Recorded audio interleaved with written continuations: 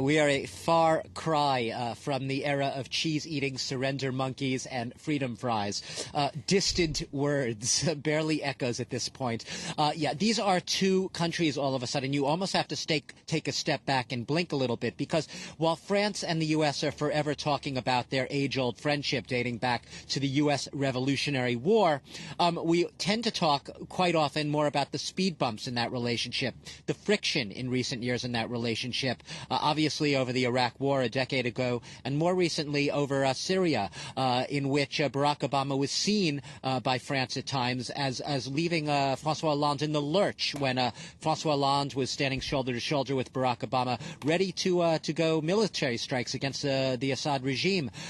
So it is interesting, to see these two leaders now standing there, and you ask, well, why all of a sudden is it this sudden turnaround? Why this sudden amity between them and this almost open this love between the two countries? They really need each other. We were talking earlier about the unpopularity, basically, of both these men. François Hollande at an historic low in the polls right now, below 20%.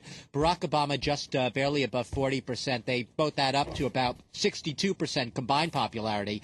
And there's a sense that right now Obama's very much distracted, has his hands full with a lot of other geopolitical issues. And France is a very useful ally and friend to have, especially, and this is perhaps the most clearly visible role that France has taken on as a U.S. ally in North Africa, in the so-called Sahel region, in the counterterrorism fight. We saw it most recently, obviously, with French boots on the ground in Mali, something you won't see in the case of American boots. And now in the Central African Republic, where French troops are there in a sort of preemptive strike to try to avoid the potential for a genocide in that country.